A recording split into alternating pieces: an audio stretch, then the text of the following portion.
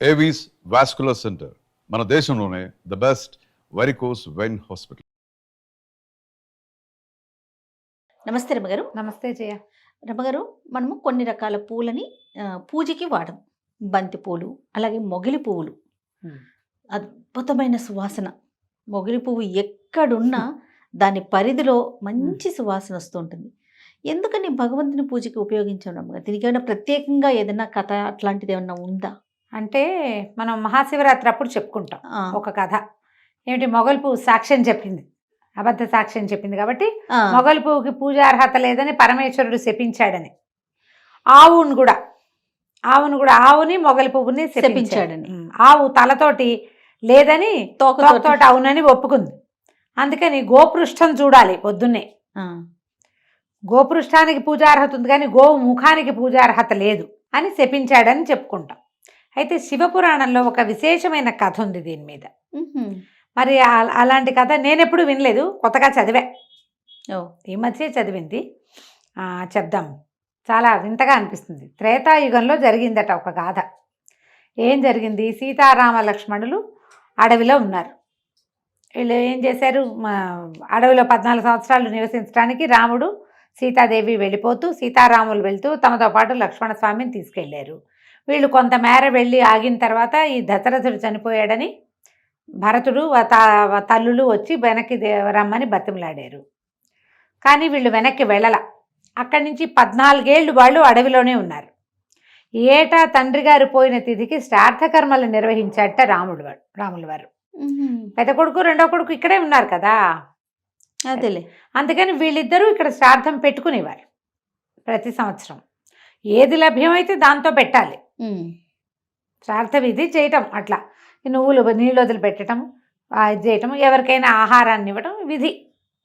పిండ ప్రదానం చాలా ప్రధానమైన విధి. అందులో ఏటా చేసేవారు. రాముడు మొట్టమొదటిగా దశరథుడికి శ్రాద్ధ పెట్టింది, పిండ ప్రదానం చేసింది గారపిండితోటి చేశారట. వాళ్ళు ఉన్న అడవిలో గారపిండి లభిస్తుంది. తండ్రి మరణించాడని తెలిసి ఆయనకి శ్రాద్ధం విడిచాడు అనమాట. శ్రాద్ధం అంటే అదేదో పెద్ద విషయం కాదు, శ్రద్ధతో ఇచ్చేది శ్రాద్ధము, అంతే అంతే. దాని అర్థమే అది. మనం దానికి విపరీతార్థాలు చేసుకుని తిట్టుకి వాడుకున్నా తప్పు. అది శ్రద్ధగా చేసేదాన్నే శ్రాద్ధం అంటారు. అని ఇలా కొంతకాలం గడిచిన తర్వాత ఒకసారి వీళ్ళు ఫల్గుణి నదీ తీరంలో ఉన్నారు, సీతారామ లక్ష్మణులు ఉంటే. తండ్రి గారి శ్రాద్ధకర్మ దినం వచ్చింది. సమీపంలో ఉన్న మునివాటికకి వెళ్ళి శ్రాద్ధానికి అవ్వాల్సిన సామాన్లు తెమ్మని లక్ష్మణస్వామిని పంపారు. ఆయన వెళ్ళి ఎప్పటికీ రాల. ఏమిటో ఆలస్యం అయిపోతుంది, అపరాహ్నం పెట్టాలి, మధ్యాహ్నం 12 అయిన తర్వాత 3 లోపల.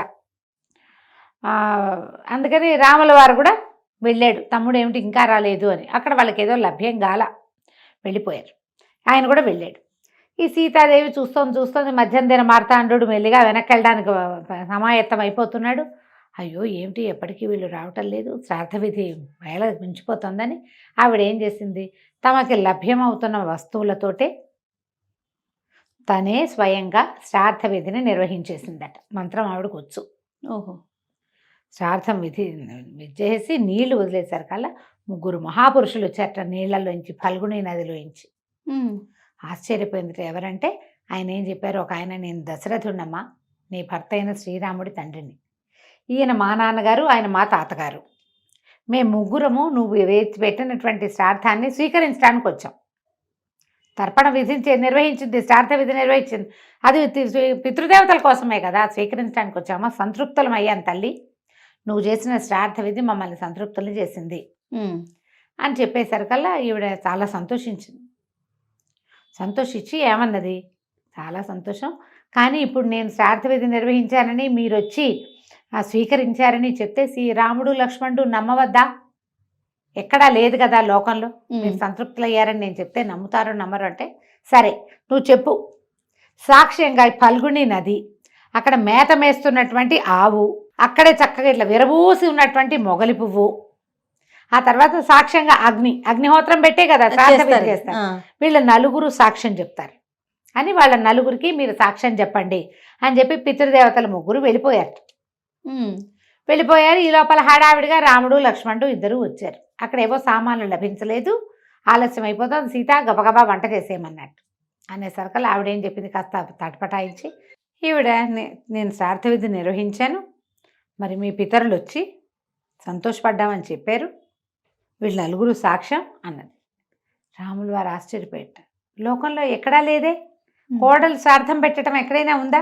అదే ఆ కోడలు పెట్టిన శ్రాద్ధంతో తృప్తిపడ్డం కూడా ఎప్పుడు వినలేదు అని 4 కేసి చూసేట. సాక్షులు 4 నోరెత్తలేదుట. ఎత్తులా చెప్పల. సీతాదేవి అవమానపడింది, కష్టంతో వచ్చింది ఆవిడికి. వీళ్ళు సరే ఇంకేం చేస్తుంది, ఆవిడ వంటకు ఉపక్రమించింది, ఇంకేం చేయలేక.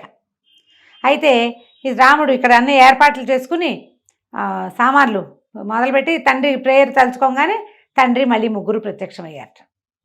అయ్యా సీత శ్రాద్ధం విడిచింది మాకు, ఆమె పెట్టిన శ్రాద్ధ విధితోటి మేము సంతృప్తం అయిపోయాం, మీరు ఇక శ్రాద్ధ విధి చెయ్యొద్దు, ఈ సంవత్సరానికి పితృశేషం ఆమె శ్రాద్ధ విధి నిర్వహించగా మిగిలింది కదా, అది భుజించండి, ఇక మీరు విధి చేయవద్దు అని చెప్పేసరికి అప్పుడు ఆయన ఆశ్చర్యపోయాడు రాముడు. తండ్రి తాత వచ్చి చెప్పారు, ఇంక నమ్మాలి.